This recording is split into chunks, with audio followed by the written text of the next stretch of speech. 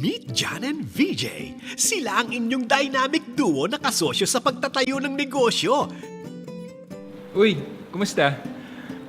Itong kaibigan ko kasi manghihingi sana kami ng advice kung paano mag-manage ng business na nandito kami sa abroad pero yung business na sa Pinas. Away from home businesses. Kahit malayo ka, magagawan niya ng paraan. Alamin natin sa ating business expert na si Luis. Kumuha ka ng mga tauhan o staff na pagkakatiwalaan mo. Importante yan.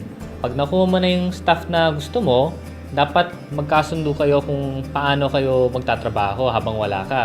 Mag-hire ng mga tauhan na matagal nyo nang kilala.